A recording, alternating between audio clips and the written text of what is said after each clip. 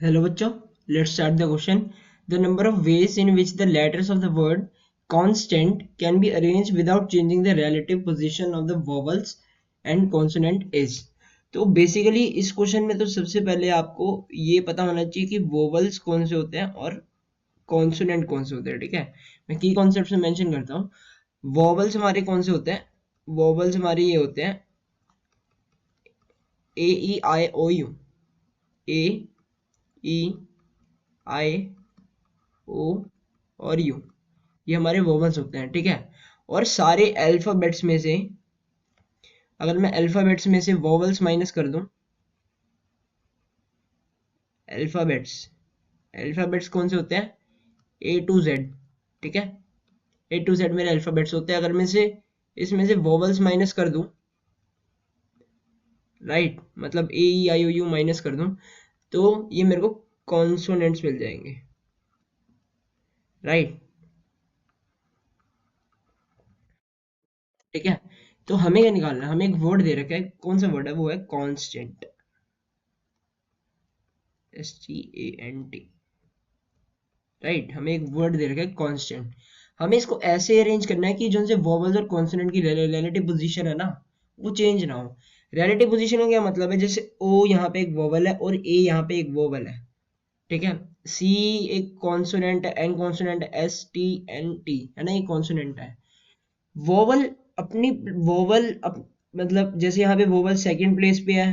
ठीक है, 1 2 3 4 5 6। ठीक है, वोवल हमारा सेकंड और सिक्स्थ प्लेस पे है।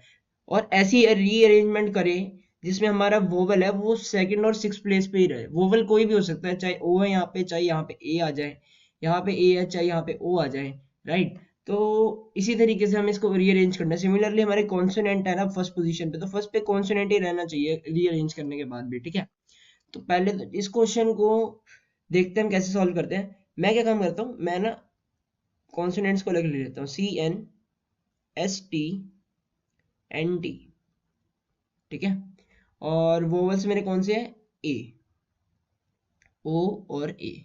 ठीक है, अब बेसिकली अगर मेरे को इनको अपनी पोजीशन पे ही रखने हैं, ठीक है, मैं चाह रहा हूँ कि जो मेरे कांस्टेंट है, कॉन्सोनेंट्स है, वो अपने पोजीशंस पे ही रहे, तो मैं इनको आपस में रीअरेंज कर देता हूँ। ठीक है, मतलब यहाँ पे 6 कॉन्सोनेंट है, मैं 6 को आपस में रीअरेंजमेंट कर देता हूँ। तो 6 की जो रीअरेंजमेंट है वो कैसे होगी? वो होगी 6 फैक्टोरियल, क्योंकि 6 कॉन्सोनेंट है। और कितने रिपीट हो रहे हैं? 2 रिपीट हो रहे हैं, एन और एन।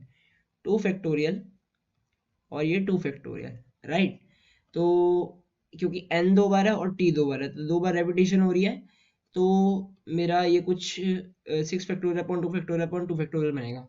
इससे क्या होगा कि जो मेरे कॉन्स्टेंट कॉन्सोनेंट्स है ना, वो आपस में रीअरेंज होंगे और रिलेटिव पोजीशन उनकी सेम रहेगी।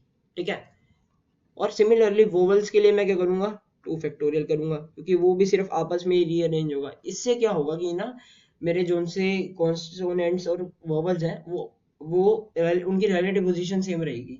कि जैसे यहाँ पे ओ है तो यहाँ पे ए आ जाएगा, वोवल की जगह वोवल ही आएगा रीअरेंज करने के बाद भी, और कॉन्सोनेंट की जगह कॉन्सोनेंट ही आएगा। राइट, तो चलो ठीक है, ये मेरा आंसर है वैसे 6 factorial upon 2 factorial into 2 factorial. Right, तो अब मैं क्या करूंगा, मैं यहाँ से इसकी वैल्यू निकालता हूँ। मेरे को क्या आंसर मिल रहा है? 6 factorial upon 2 factorial into 2 factorial into का 2 फैक्टोरियल। राइट, ये मैं यहाँ से 2 फैक्टोरियल से 2 फैक्टोरियल कैंसिल कर देता हूँ। जो 6 फैक्टोरियल होता है उसकी वैल्यू होती है 720। राइट, 6 फैक्टोरियल की वैल्यू 720 होती है, और इसको 2 फैक्टोरियल की वैल्यू 2 होती है। 2 से 720 को कैंसिल करूँ तो ये मुझे 360 मिलता है। राइट, तो मेरा आंसर है वो क्या है? वो है 360, A option. So A option is going to be my correct option. Right, I hope you guys understand. Best of luck, thank you.